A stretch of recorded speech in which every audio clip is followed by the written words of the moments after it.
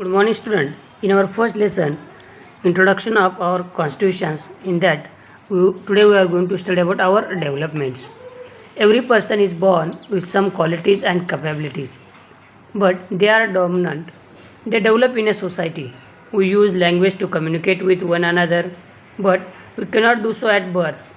We learn language gradually. Our first language is the one that is spoken at home. If our neighbors speak different languages, we pick up those too. Schools also provide opportunity to learn different languages.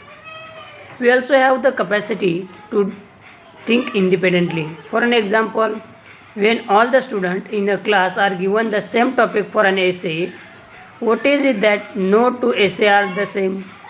It is become the thought process in each in difference. Society help in the development of our emotional capability and the power to think. It also provides the opportunity for expressing our thoughts and feelings.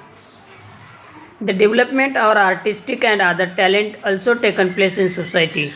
Singers, musicians, artists, scientists, adventurers, social workers can all develop their qualities further because of the backing and encouragement of society.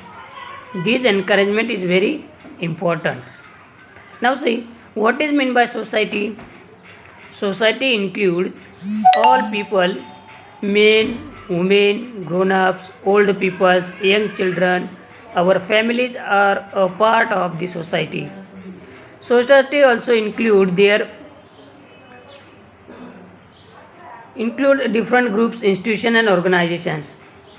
The interrelationship and the interaction between the people, their dependence on one another, and sharing also form a part of society.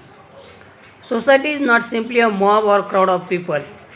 A society is formed when people come together and to achieve certain common objectives that called as society. In order to fulfill needs like food, clothing, shelter and security, the society has to create a permanent system. Without such a system, the day-to-day affairs of the society cannot be carried on. A system is essential for the continued existence of the society.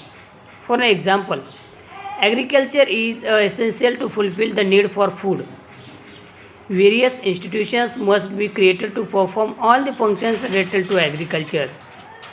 Therefore, a vast system needs to be created which includes factories to manufacture tools and equipments used for farming, banks to provide loans to the farmers, a market for the good produce, etc. These existence of many such systems makes a society stable.